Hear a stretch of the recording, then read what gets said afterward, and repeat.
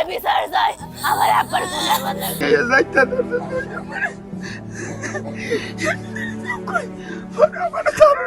আমি দৌড়ে গিয়ে ঘরে গিয়ে বলছি যে আপনার মাইডালা কেন আমার বাইরে আসতাম মসজিদ করাইয়া মাইরা লাইছে এ সাতকু জায়গা ওই আমার বাইরে মাইরা লাইছে মসজিদ আমার বাইরে নমাজ পড়াইতে হয় আমার বাইরে মসজিদ নমাজ পড়াই লাইছে রে ও ভাই আমার বাইরে নমাজ পড়াইতে লাইছে রে মুখ নামাজ মিস্তাই এরা ওই আমাদের শহীদ নামাজ পড়ছে এবং আজান বা আহামত দিছে ইজনের মানুষ হিসেবে খুব নিরিবিলি আছে যা যা আমার কোনো জড়িত থাকতে পারে কত রক্ত 4টার সময় আমার আজান দিছে আজান কি কইতাছ তুমি এখানে আজান দাও আমার ভাই এখন আজান দিল আজান দিমই এখন প্রশাসন আইছে আই আমার বাইরে দেখছে তারা বাড়ি গিয়ে দেখছে যে মারছে এরা দইরা নিছে আমরা পুলিশের কাছে প্রশাসনের কাছে বিচার চাই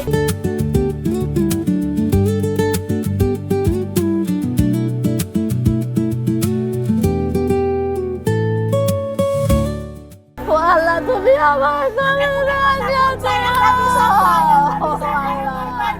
আমি বিচার চাই। এই পশ্চিম লয়ারকুল কুমিল্লা পাড়া গ্রামের একজন বাসিন্দা হাফিজুল্লাহ, ওনার বয়স 80 বছর।